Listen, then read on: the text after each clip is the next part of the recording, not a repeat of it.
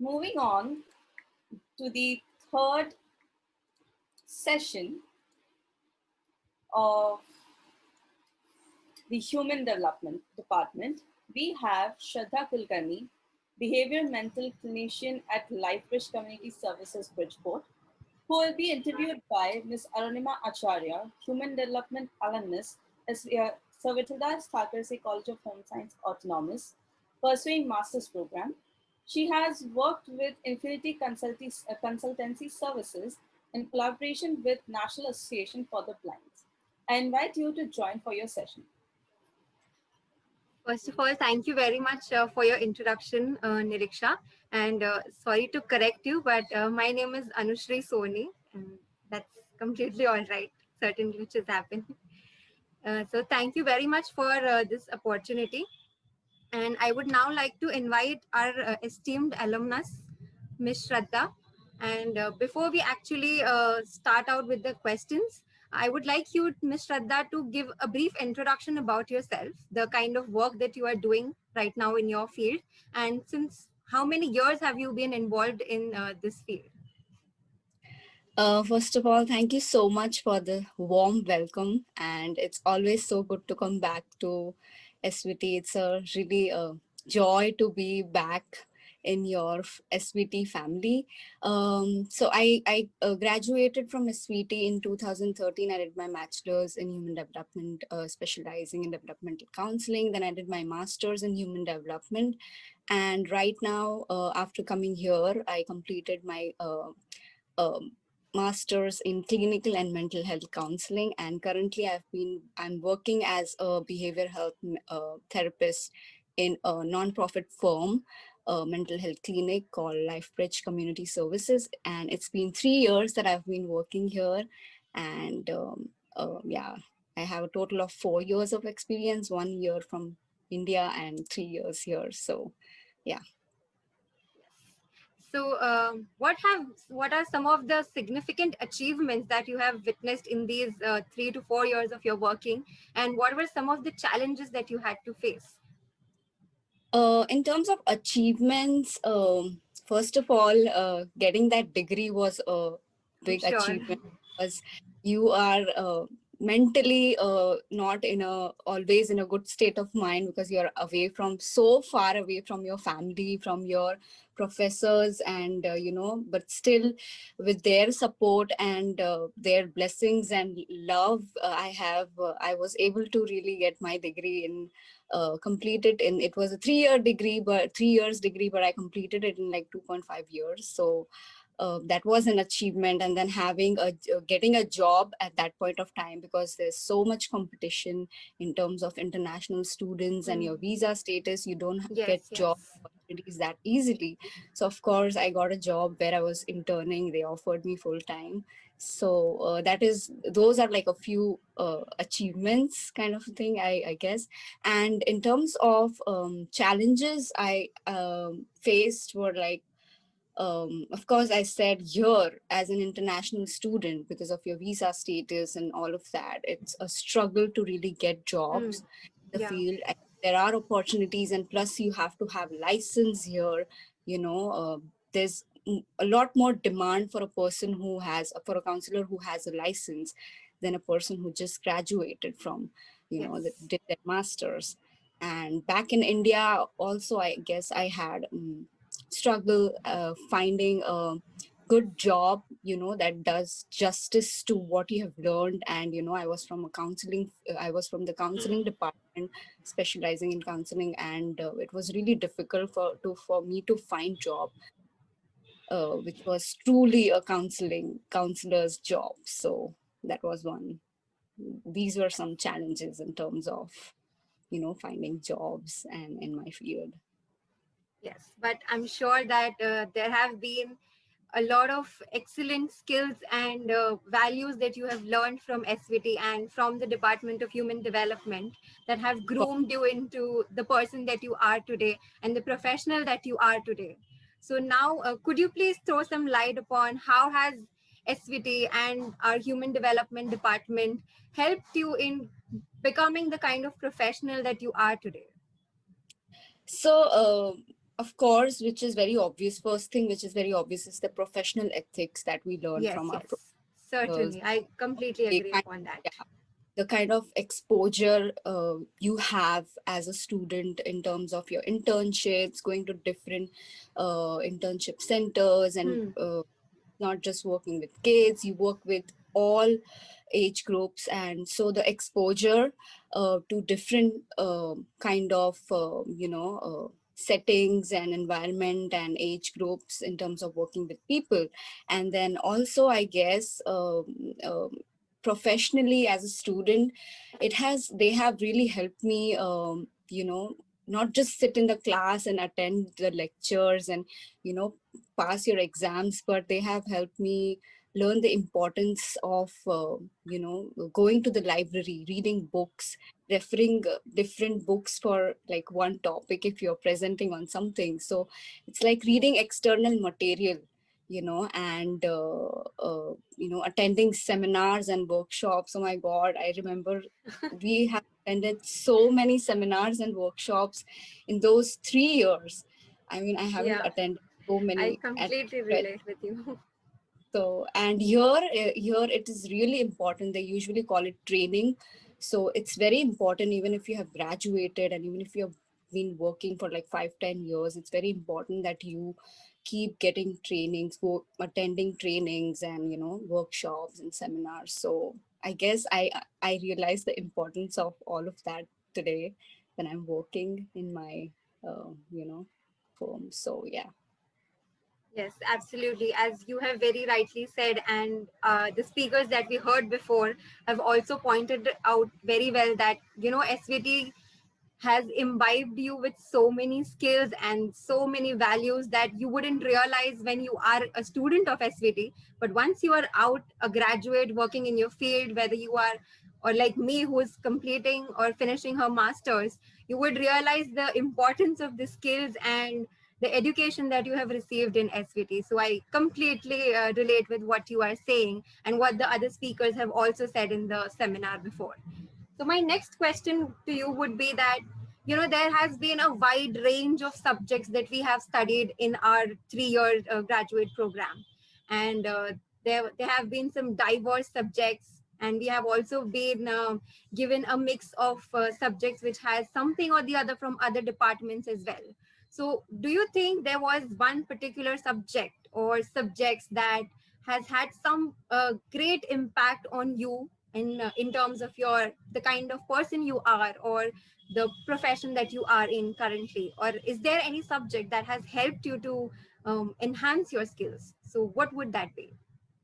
I guess, if I'm not wrong, like genuinely for me, all the subjects have in some or the other way been helpful, wherever, not just related to my department, but we have had in the early, I guess, in the initial semesters, we also had a couple subjects from all different departments, and which have Yes. really helped us, later. But I guess, in just talking about my department in general and in general about SVT, I feel that they just train you for everything, you know Absolutely. they just train you for everything, absolutely everything. And I feel, like I was from DC batch, developmental counseling, Yes. but I was also trained well in ECC, early Yes. childhood Yes. education. And it was like we had a few subjects like psychology of teaching and learning, Yeah. then introduction to needs of special children, and all of these. So these were like primarily focused on the early years of a human life, which helped me when I was doing my masters, and when I was interning at that time. It really helped me. I was working in a preschool, Hmm. so during that time, I just realized that how important it is to know, at least Yeah. have a base knowledge about a different field from yours. And it's not just with EC, but I guess with all other departments of home science that we've learned. So I guess, yeah, they just prepare you for everything. Yes, I think that's really rightly said that SVT prepares you for almost anything. And the importance of knowing other fields and having a knowledge about every other domain of your profession is equally important. So yes, Yeah. that is something that SVT just prepares you for, and I completely relate with you on that. Yes. Are there any other values that you have learned from our department and from the college that has specifically groomed you into the person that you are today, or in your personal life? Any other values that you would like to throw some light upon? Well, I don't have to say a lot about that. I guess all of us agree, all being a student, that um, SVT not just helps you to become a better professional, and it doesn't make you a good person just in terms of your professional grounds, but I guess as a person, you come out very as a very different, confident Yeah, person when you're out of SVT, and I guess the values and the morals that we learn from our teachers, from our professors, absolutely, just absolutely. from the conditioning that Yes, we yes, grow in, environment we grow in for 3 years. I guess it's so strong that wherever you go, what part of the world you go, you just bloom, you just grow more, and you're more absolutely. confident and you're more proud at that point of time, and you only Yes, can look to SVT for what they yes. have given you.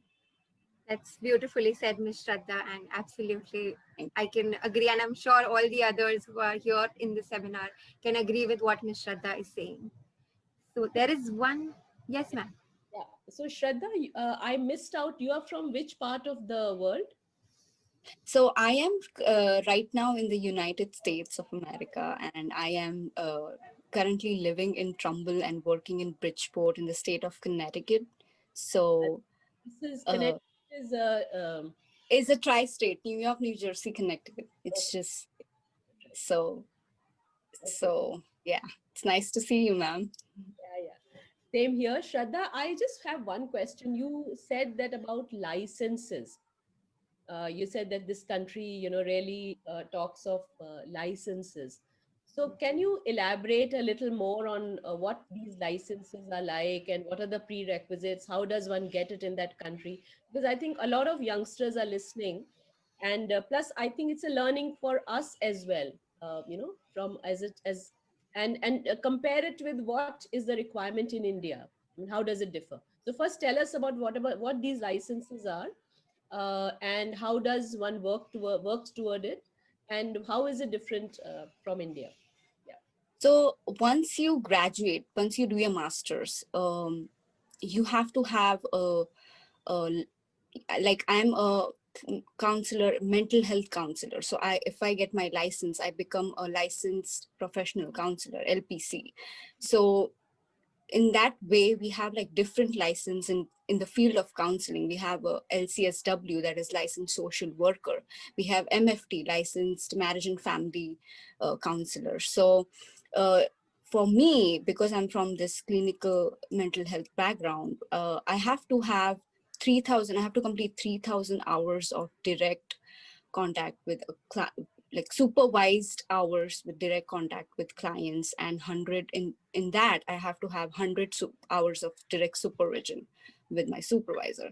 And once I do that, I have to appear for an NEC exam, which is the National Counseling Counselors Exam, which happens twice every year. And that's how a student gets his or her counseling license in the state of Connecticut. So, and I guess once you get your license, your demand in the field of counseling is much more than when you're just an intern or you just start as with your associate license. So essentially, it's related to your work experience, and which should be supervised, Yeah, by an expert or a yeah, mentor or whomsoever. So, which means should you be need to. supervised by an LPC. If I'm an LPC, should be supervised by an LPC. Okay, okay, or recognized. Okay, Yeah.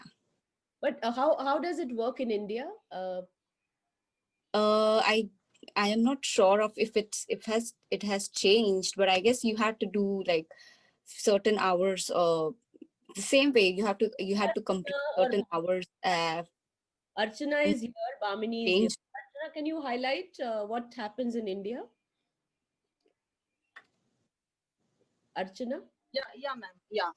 In India, to be able to work as a counselor, you need to just do your master's and you can start working. But if you want to get into remediation education, then you need to apply for a license. And again, they have an exam, and then you become a licensed remedial teacher. But licensing for counseling has not really been in place in India so far. But you need to do an MA in psychology or in clinical psychology, or masters in psychology is what you need to be able to practice in India. Okay, okay, fine. Thank you. Thank you so much for those. Please continue. Thank you, Dr. Madan, for helping us to draw the light upon this licensing aspect, which is extremely important in the field of mental health. So now, Ms. Shraddha, I have some questions from the participants here. So one question is, what were the ranges of job profiles that you can choose from once you graduate? Graduate from masters, I guess. If you graduate from bachelor's, masters, I guess you have a lot of opportunities here. In India, I was working as a counselor in a firm, but I was also doing a little bit of ECC work, so like curriculum development and stuff like that for a while. But here, I guess you have a lot of scope. You can work as a substance abuse helper. You can work as a trauma focused counselor. You can work as um, a vocational counselor, school counselor, and so yeah, you have a lot of opportunity. Once you just have to decide if you want to specialize in something. Like I like counseling, like broadly saying, I like to work with different clients. I like to work with clients having trauma history. I like to work with clients having depression, anxiety issues. I like to work with clients who have a extensive history of substance abuse.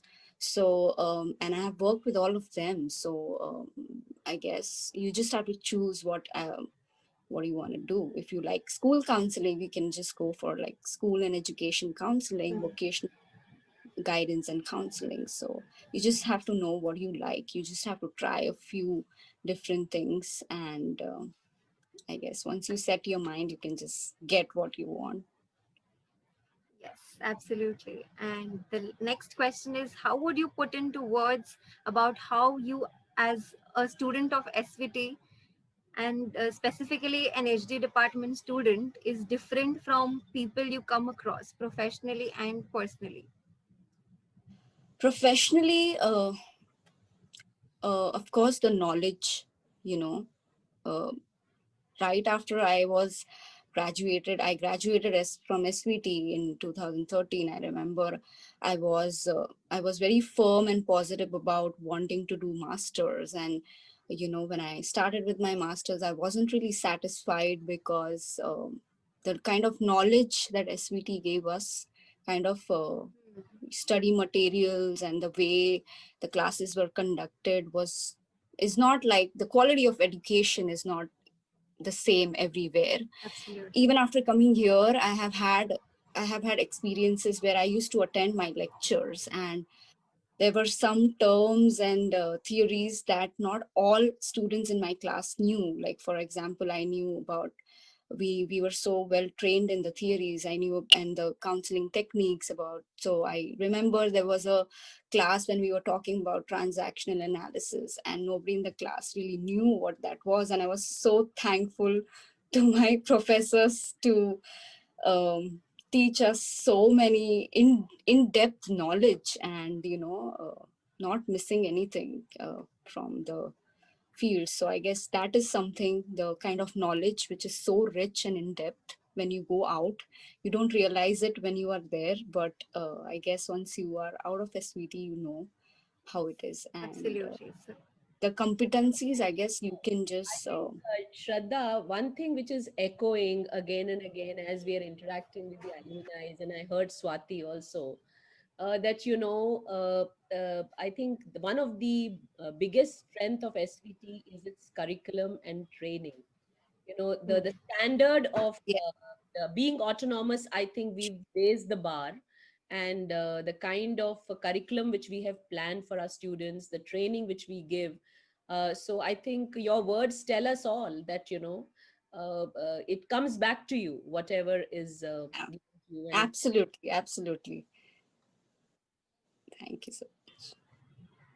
Yes. So before we end this session about human development, and I would like Ms. Shraddha to give us her last piece of advice to the fellow home scientists to be professionals in this field. What I would you would say? say, um, really just one thing. Uh, don't miss your lectures. I mean, don't just attend it to get grades. Grades are not something that we would be uh, remembering. Like, your grades are not as important after a few years. You pass out, as important the knowledge is that you receive when you sit in the class, and you get those values and knowledge from your professors, and you can see that. And I guess, yeah, just believe in yourself, and just work hard, and uh, do what your professors ask you to do. Attend seminars, um, uh, get into extracurricular also for your personal development. And yeah, I guess that's it.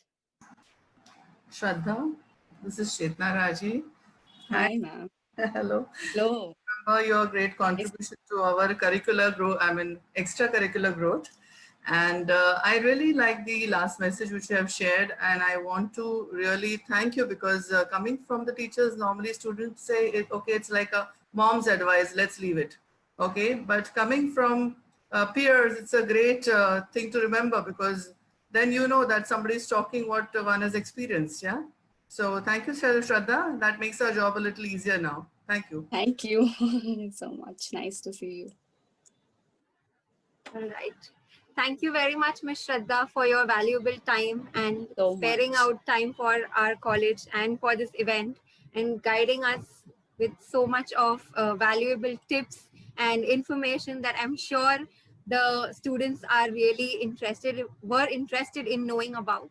And they have added something valuable has definitely added to me, and I'm sure the same is being added for the other students as well. So thank you so much for that. And You're now welcome. And I would just quickly run through the information about the Department of Human Development. So like all must be aware, we have two specializations. One is early childhood care and education, and one is developmental counseling. So these are the careers under early childhood care and education. One can set up her own preschool, and one can also work as developing the curriculums and teaching aid and toys for children that are age appropriate. These are the skill sets that are required for being an early childhood educator, that is lesson planning, having effective communication skills, promoting the growth of children. The courses that early childhood care and education has can range from creche management and infant stimulation to managing special events to computer applications for learning aids and so on. After graduating from early childhood care and education, one can specialize in MEd and BEd in special education, and also doing a master's in ECCE or a master's in human development. Then the next specialization, that is developmental counseling. The careers that are possible after this course are doing personality workshops for children, conducting therapeutic recreational activities, and working as remedial educators. The skill sets required are counseling, planning individualized led educational program, again promoting optimal growth in children and working for youth and elderly. The courses that are involved in this specialization are counseling, remedial education, again computer applications, life skill training, and therapeutic recreation. And the further educational opportunities include masters in counseling, masters in human development, Masters in Special Education, and Masters in Educational Technology. With this, I would like to sign off. Thank you very much for having me here. And once again, thank you, Ms. Shraddha, for sparing out some time for our college. Thank you. Thank you.